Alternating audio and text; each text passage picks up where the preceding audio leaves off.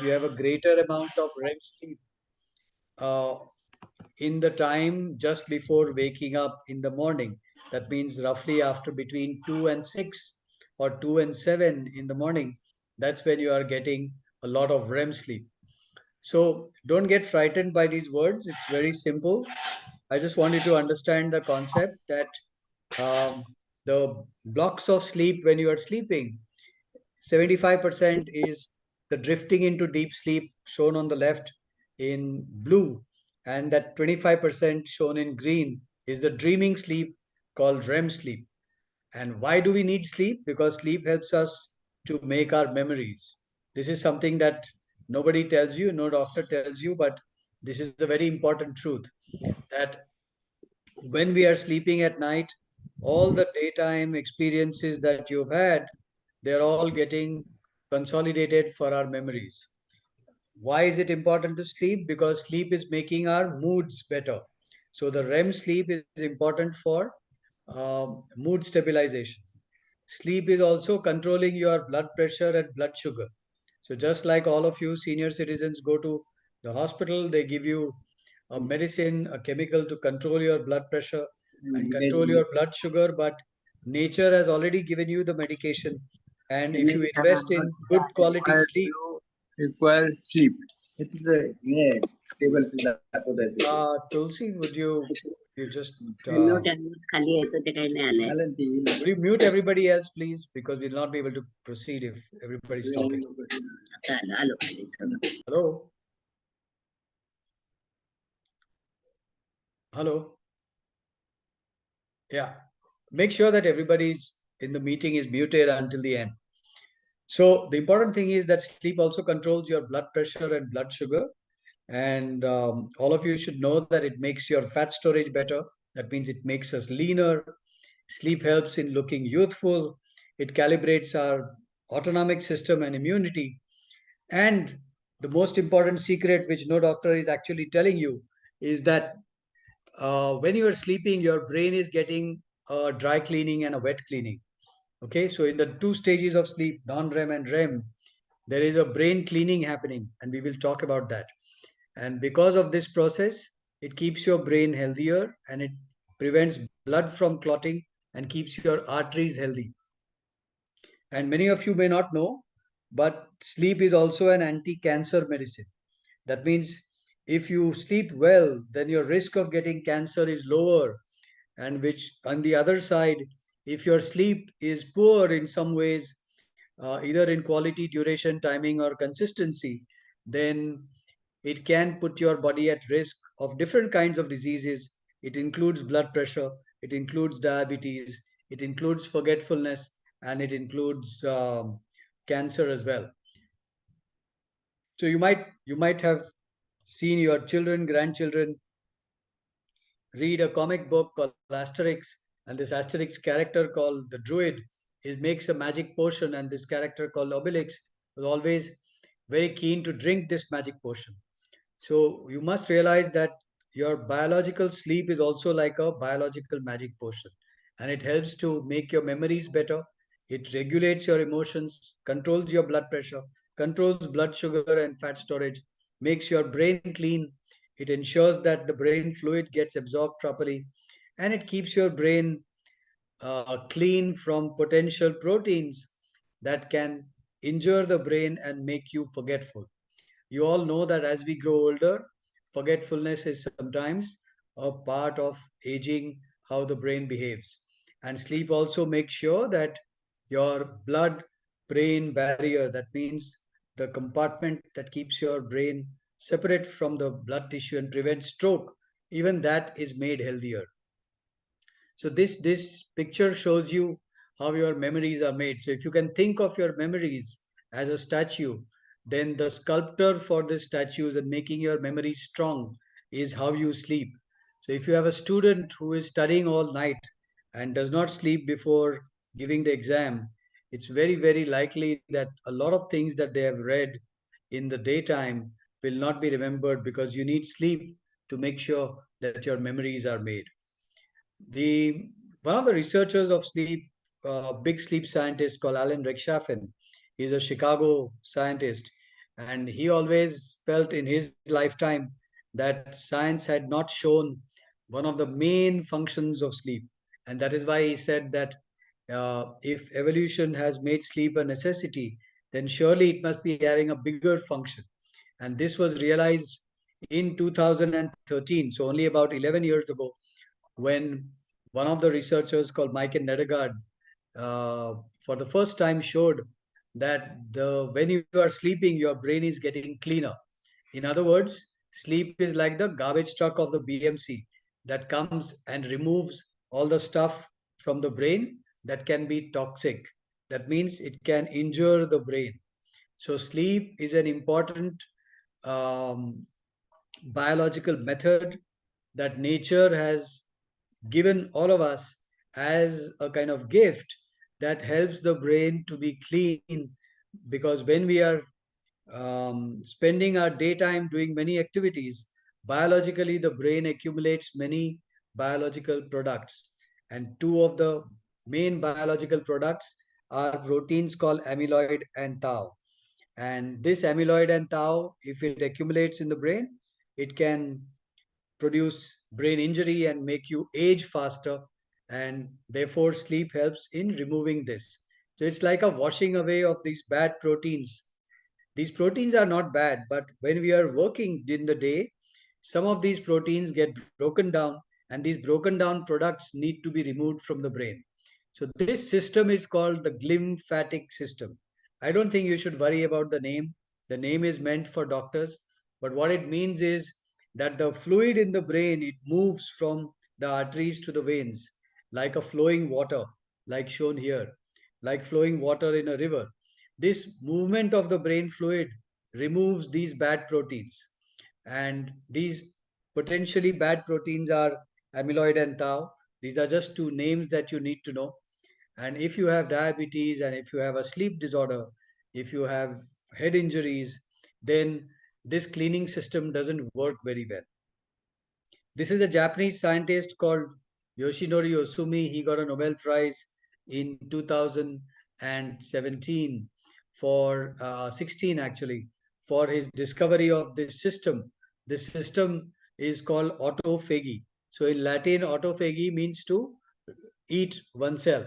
So what he showed is that all human cells, including the brain, they have a garbage collecting system. So if the brain, while it's working, and all our cellular systems while it's working, if in the work process, if it produces proteins that can damage the cell, this damaging, potentially damage producing proteins, they are put into a biological bag as shown here.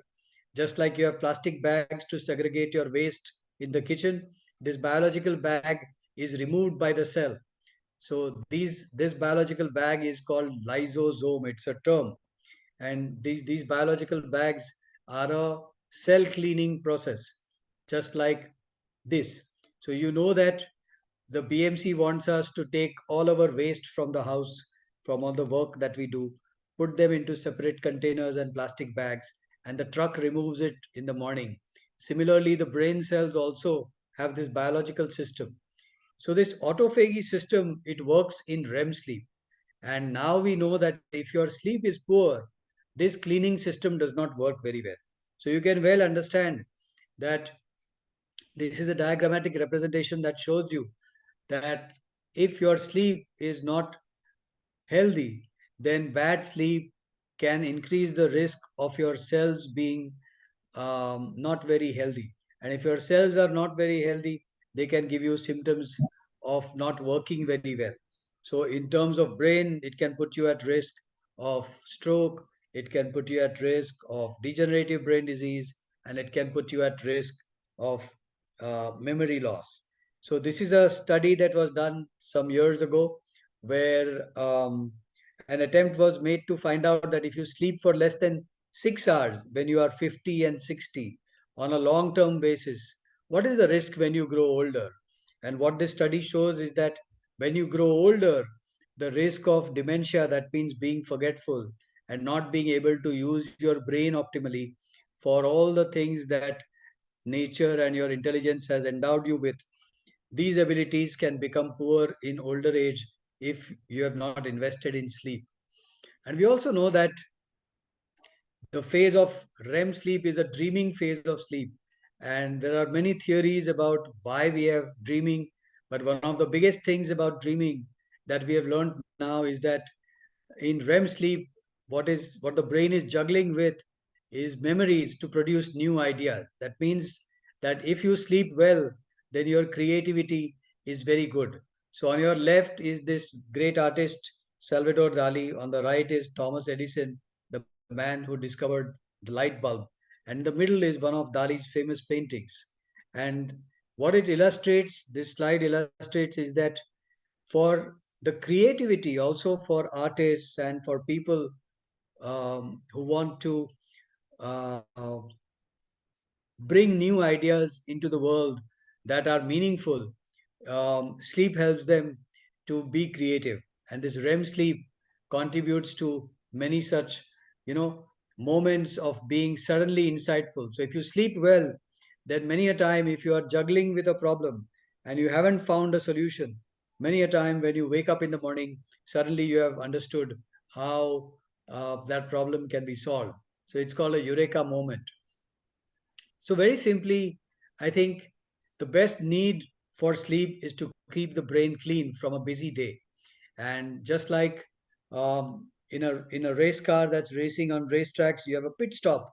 Every day when you are doing lots of work, night is like a pit stop to clean up the brain. And therefore, for you all, best thing to understand is that for sleep to be optimum beneficially, then duration of sleep is important, quality of sleep is important, your timing of sleep is important, and consistency of sleep is important. So important thing is that you have to sleep 7 to 8 hours and in good timing. And what is a good timing? The brain is wired to sleep 4 hours from sunset. So in Bombay at about 10:30, and it is wired to wake up with sunrise. So about 6:30. If you can consistently sleep at this time, then sleep quality is well maintained when you don't have a sleep disorder. So this early to bed and early to rise makes a man wealthy, healthy, and wise. Benjamin Franklin said that. And at that time, of course, this science did not exist. But it's important to understand that people knew intuitively that if you sleep well, your brain works well.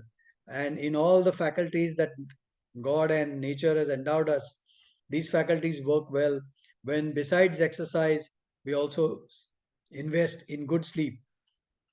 So this REM sleep or dreaming sleep that we are talking about, that's important for memory. It's important to make us emotionally stronger.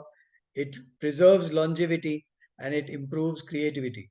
And therefore, when we are not sleeping well, if we are sleeping late, shorter hours, our timing is bad, or if we have a sleep disorder, then it comes with many health risks.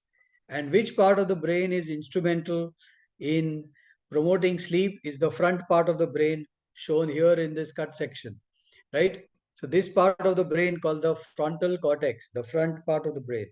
This front part of the brain produces the electrical signature of sleep that helps sleep to work well.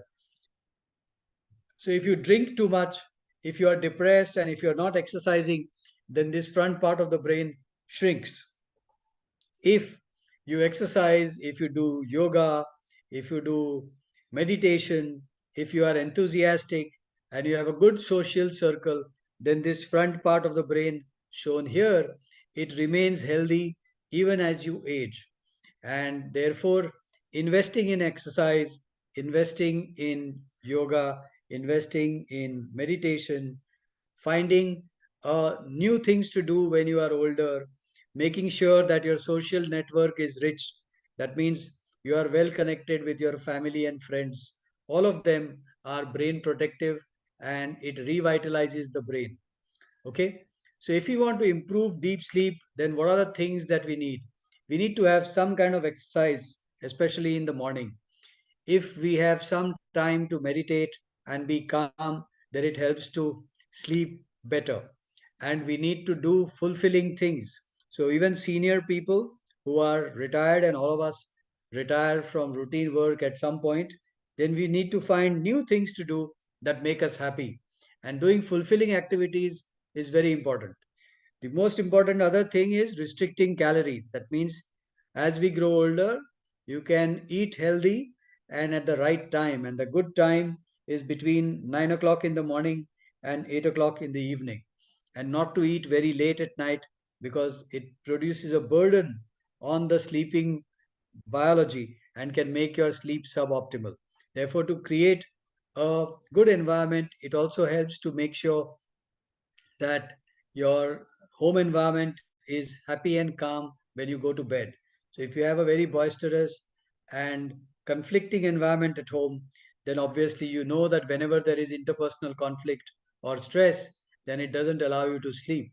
So, building good relationships is also important to preserve your sleep.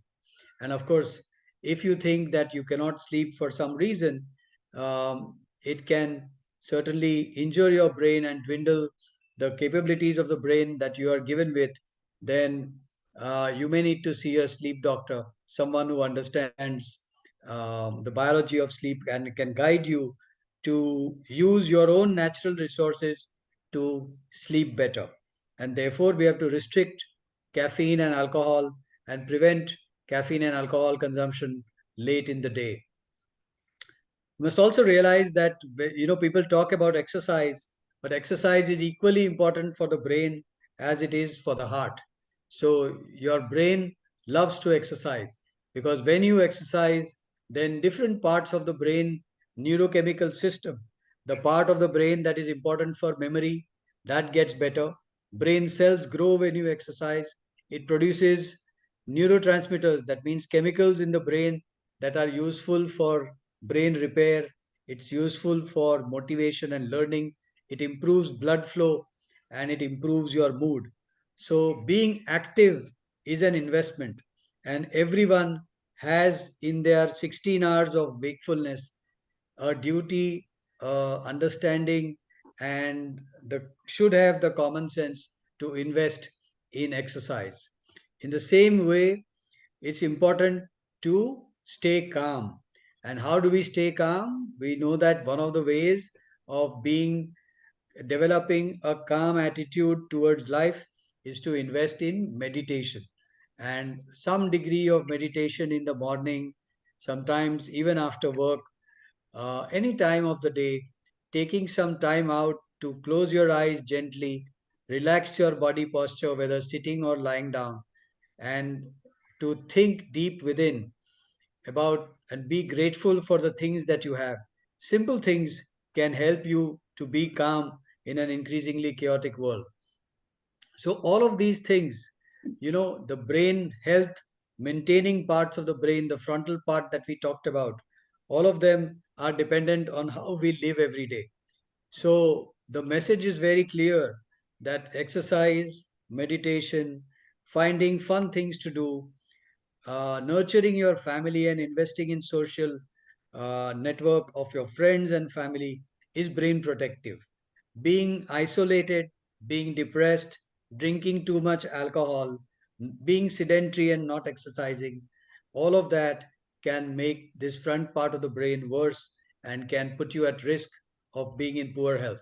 So that was my last slide. I'm going to stop sharing, and if we have questions, then we can do a few questions from here. Maybe our host will regulate the questions through the chat box or in a manner that she feels appropriate.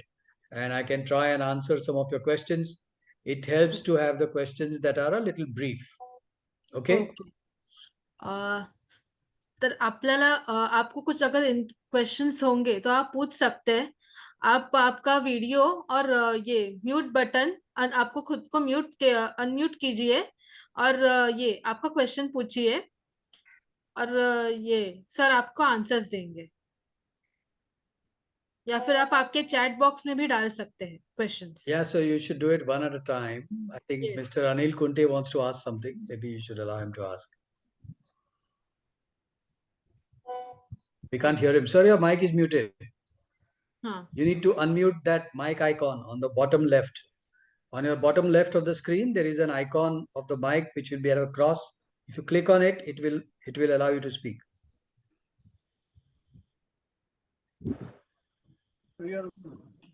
Yeah, we can hear you now. Actually, I am using this smartwatch. Smartwatch. It the click and use the start of the click. Yeah. Smartwatch. Okay, so I think Mr. Kunte's question is that I'm using this smartwatch and how useful is the smartwatch in monitoring my sleep? Is that your question, sir? Yeah, very good. So I'll try and answer that question. The smartwatch works on the watch that you wear, the smart ones. They work on tapping a technology in the arterial tone. It is called peripheral arterial tonometry. It is an indirect way of assessing sleep. It is useful, but it is not 100% exact. It is not as exact as doing a sleep study, but it is good enough to tell you whether you are getting good deep sleep or not, how many hours you are sleeping, and what time you are sleeping. So I think the smartwatch technology is good. It is a good screening tool, and it is better than not monitoring your sleep at all. How the safe it is. How? Safety. Sorry? How safe it is. Is it safe to use? I can't hear you, sir. Is it safe to use? Yes, yes, it is safe. Absolutely safe. No problem. Super safe. No problem at all.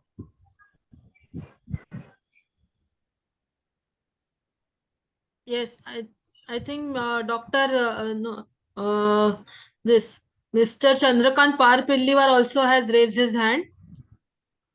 Yeah, so there is a question from Shrikant. I got that question. I'll answer that after this. So, yes. Okay. Hello. You want to ask, sir?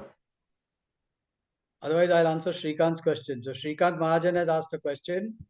His question is that if you wake up frequently at night, it disturbs sleep and vice versa. Okay, let me try and answer that question. So, as you grow older, both in men and women, sometimes you have to wake up at night to pass urine. And there can be two, three reasons for this. One of the reasons is in men, as you grow older, your prostate gland can be bigger and it can result in incomplete emptying of your bladder. And therefore, you are waking up at night to pass urine. So it helps to see a urine doctor and figure out whether your prostate needs treatment. One of the other reasons why you make more urine at night is if you are not breathing well in your sleep. It is called sleep apnea. So if your prostate is okay and you are still having a lot of nighttime frequency, then you need to see a sleep doctor to figure out whether you have sleep apnea. And correcting that sleep apnea can also help to make nighttime frequency better. And as a general rule for older people, it's a good idea to stop drinking water too much after 7 p.m. or 8 p.m. So you can drink all your water between 7 o'clock in the morning and 7 o'clock in the evening. So that once you finish your water consumption at 7, once you go to bed at night, before going to bed, you pass urine, it's very likely that you will wake up only once. Having said that, it's an individual thing. So seeing a doctor who has common sense and who knows your body and who is used to your physiology over a period of time, a good family doctor, they can help resolve some of these common simple things. I think somebody else raised their finger, so you can have a go.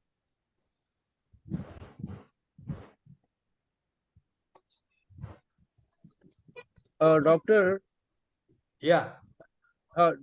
do the dreams disturb our sleep? No, no, dreams are important. Dreams are important for creativity. Dreams are important for making us emotionally stronger. So, especially when you have emotion charged experiences, that means experiences that are full of conflict, then the brain actually makes you dream more because that dreaming phase helps to make conflict resolution and emotional acceptance of conflict a little better. So dreams are not harmful, they are good. If you dream, Okay. it's not a bad thing. That's the Okay. simplest message I can give you. Okay. Thank you.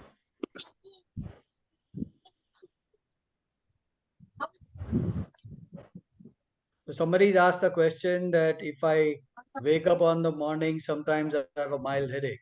So many people who have headaches on awakening should see a neurologist at some point because there may be something in their sleep which is not optimum.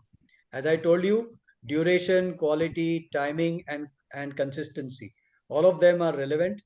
So if you have headaches frequently, then see a good doctor who understands sleep, see a neurologist who understands about sleep, and they may be able to help you figure out what is it in your sleep which is not restoring you.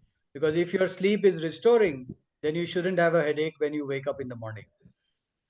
What about drugs? Melatonin? Sorry?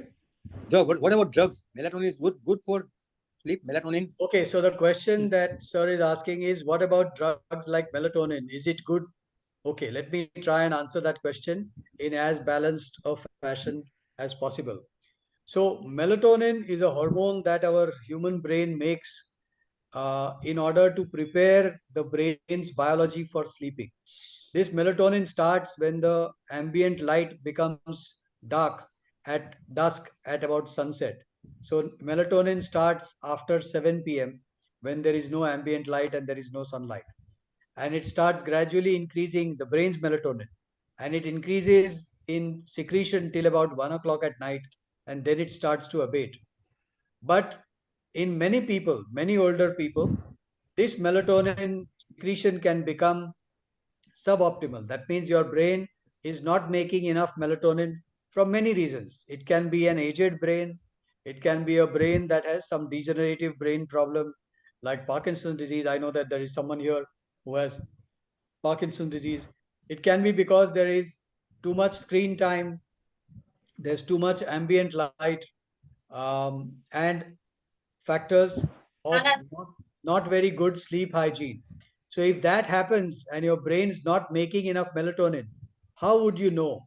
So, one of the common effects of making poor amounts of melatonin is that you go to sleep but you can't get to sleep well. That can be one symptom.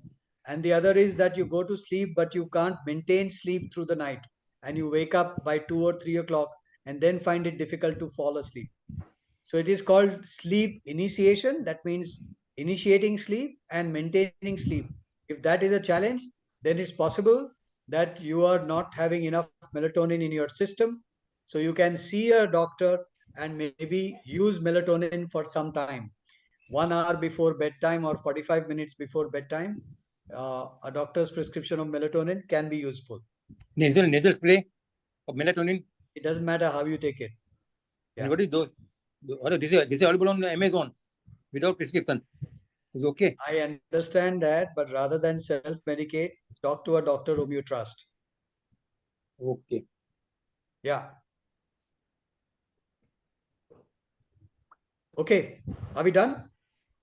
So, किसी को और कुछ पूछना है? Any more questions? Doctor, frequent napping in the daytime is good or bad? So, this is a question that everybody asks. So, by evolution, if you see, um, then human beings not only sleep at night, but human beings also have the potential and ability to sleep for a short period in the daytime. And that short period in the daytime is usually before 3 o'clock, between 12 and 3. That is your siesta time. I personally think, from all my understanding of sleep medicine, is that if you sleep for 15 to 20 minutes for a short period of time in the afternoon, it is fine. But if you are napping many times in the day, that means your nighttime sleep is not restoring you properly. You have excessive daytime sleepiness and you're napping many times. That means there's something wrong in your sleep physiology. We said those four things: timing, quality, duration, and consistency. So, if any of these four tenets are disturbed, then the brain wants to sleep in the day and will frequently make you sleepy. If that is happening, then again, it's a good idea to see a doctor who understands about sleep and who can figure out what is it that's making you nap often in the daytime. Thank you. Any more questions? I have one. Yeah, Hello? Mr. Kunte's got a question again, but your mic's not very good, so we can't hear you very clearly. Hear me? Sir थोडा mike तुमचा जवळ घेता का म्हणजे आम्हाला आवाज येईल हा Yeah. या Can you hear? येस थोडासा वरती असं धरा नाही ह्याचा नाही तो खालचा माईक आहे ना इयरकॉर्डचा mike Yeah, it's okay. We can hear you. Go ahead. बोला बोला So, बोला you have not covered the snoring. Snoring. हो Is it helpful for snoring or it is bad? Yeah, very good question. I'm so glad somebody asked that question. I purposely left that out because it's a very controversial thing. Okay, let me quickly clarify. I'll tell you in a brief summary what about snoring. So, snoring is a noise that breathing makes in our sleep when the when the breath in and the breath out is obstructed by soft tissue. Sometimes snoring occurs because of the architecture of your nose. It is called upper airway snoring.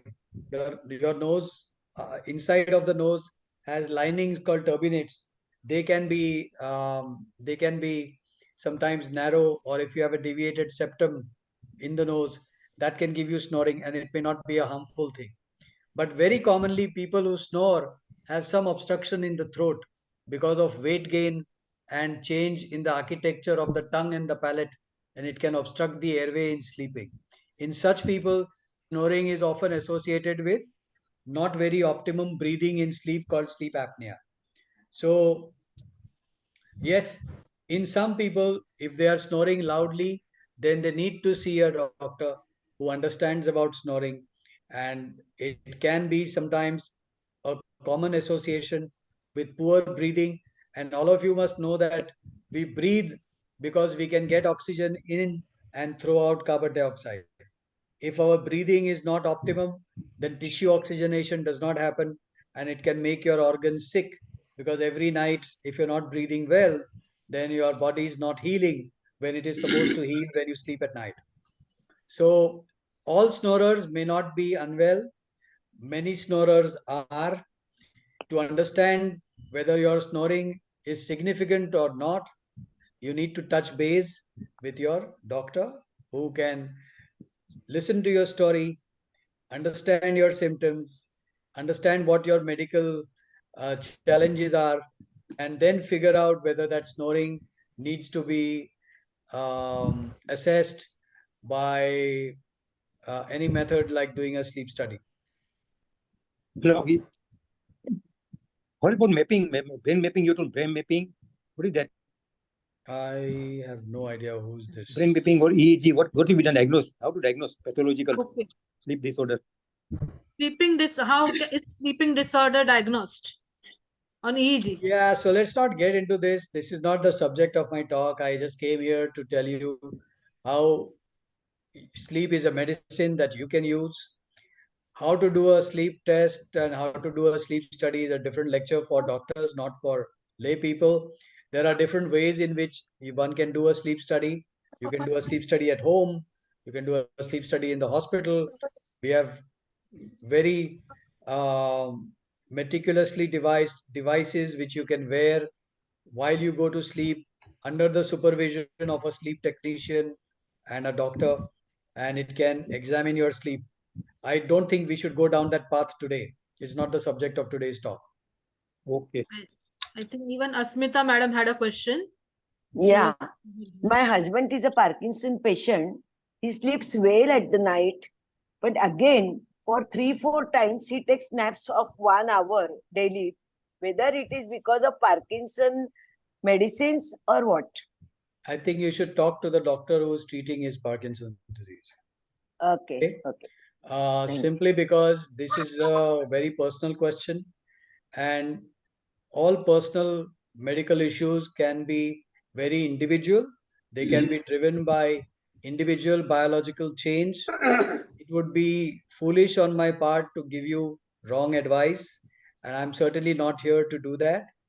But I do believe that any neurologist who's treating your husband has to be very good. Neurologists spend many hours, many years of training, and you should talk to your doctor.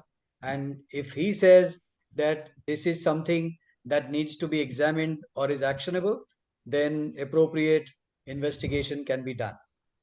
Okay, thank you. So anyone has a question? Okay, I think we are now to the last question, and then we'll call it a day. I had put in chat two questions. Out of that second question you answered. The first question about getting up in the dawn period, whether it is advisable, or because you said that one should sleep up to 6:30 a.m.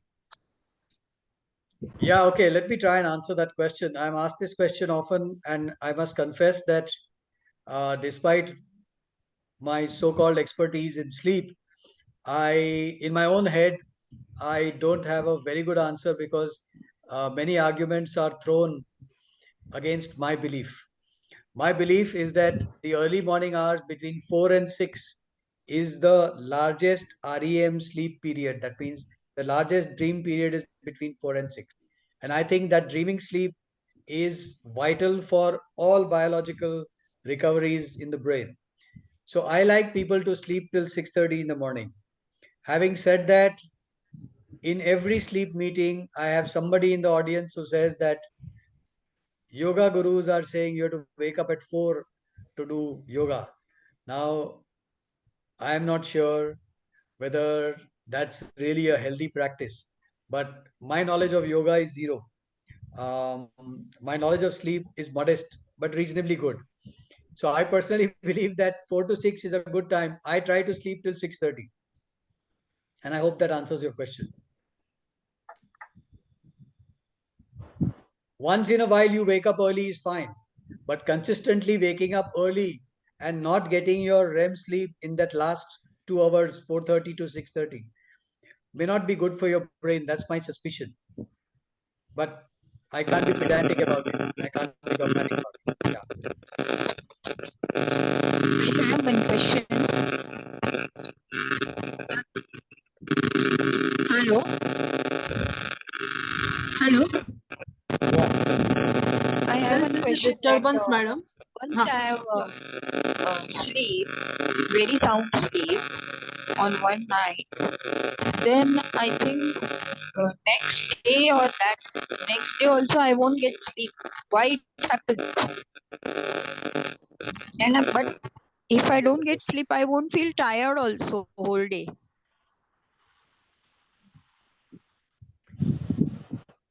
Yeah, so I haven't heard it very well because a lot of disturbance in the background. But I assume the question is that sometimes I don't sleep well, yet I don't feel tired. That's okay. But one night, if you don't sleep well, it may not be very harmful. It may be harmful only in a minuscule microbiological fashion, which may not manifest. But recurrent nights of not sleeping on a long term basis optimally, and I told you those four things for optimacy. So, recurrent nights of not sleeping optimally can certainly put you at risk of being sicker than people who sleep well. I'm not trying to frighten you, I'm just trying to make you aware that sleep is a biological medicine which you can use without having to take recourse to a lot of chemical stuff that we put in our body. So sleep is restorative because when you are sleeping, your brain's getting all kinds of cleaning done. Biological cleaning, blood pressure, blood sugar, immune system, the works. So in my head, sleep is an important biological medicine. It is as important as exercise. It is as important as meditation. It is as important as dietary discretion. So once in a while, you can have a cheat day. You can go to a wedding or you have an early morning flight to catch. But in all likelihood, if your sleep habits are regular, your brain will try to catch up the next day by sleeping a little more. Otherwise, don't worry about it. On a consistent basis, if your sleep schedule is good, then it is a good investment. It is like doing SIP in a mutual fund.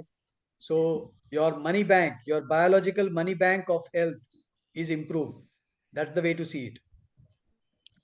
Sir, that question I have asked that at the age of 70, I don't have any issue. Means I don't have any problem of the health. But then why it happens that once I sleep and I don't get sleep? Why it has happened? Look here, let's not talk about individual problems here. We are here to discuss sleep and its biology in reflection to as we understand it in practical terms in science. Individual consults, I think you should talk to your doctor, whoever you trust. I don't think we should do a kind of individual consult on this platform.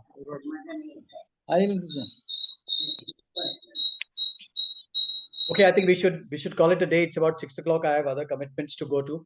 We've been here since 5, and I hope that I've tried to make you understand that it's in your hands to utilize what nature has given you in bountiful. So invest in your sleep, nurture it, preserve it, use it, because it will help you to stay healthy and it will help you not see doctors like me.